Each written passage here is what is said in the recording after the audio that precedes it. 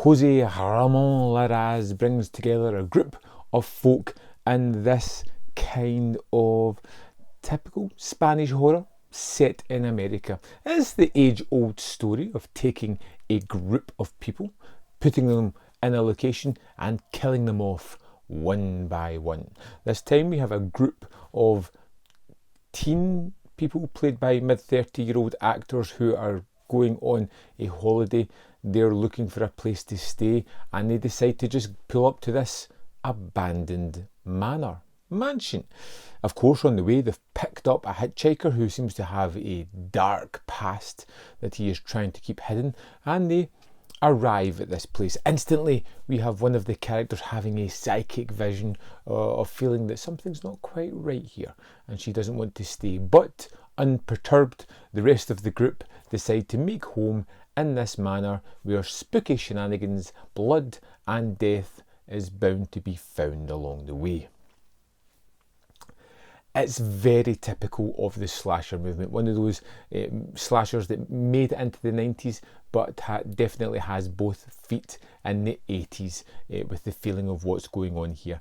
It looks kind of good. The actors are atrocious, one note, terrible performances, but even that adds to some of the ideas going on here. There is some nice interesting sequences in amongst this as well. There's the idea of some oddity around the place. This car that's banged up seems to have been put atop a shrine.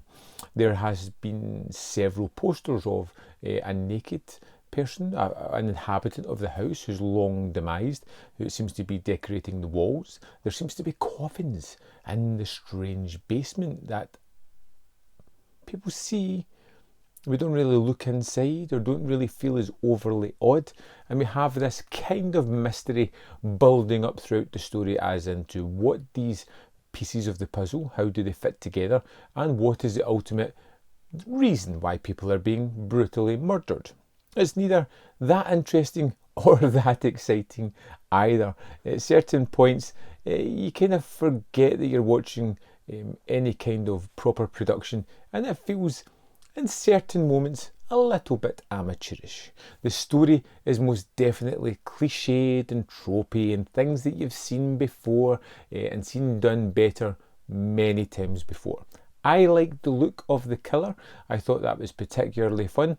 I did enjoy some of the weird notions that the characters have and the ideas that they kind of go about to what makes sense to them feels ridiculously silly, but I kind of appreciate that kind of craziness within my slashers. It does look kind of neat. There's some nice production values that I do kind of like amongst this one.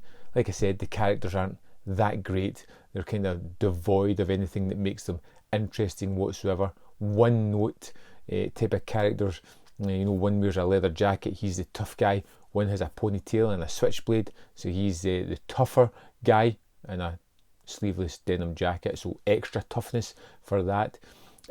They're all one-note characters and you're basically just waiting for them to be killed off at certain beats throughout the movie, and even the kills are kind of perfunctory, things that you would expect to happen.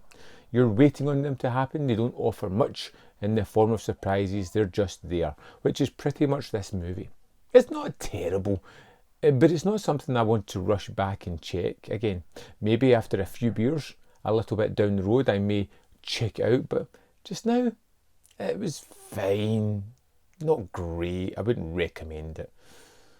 Deadly Manor. I'd love to know your thoughts. Let me know in the comment box below, and I'll see you next time on Man v Film.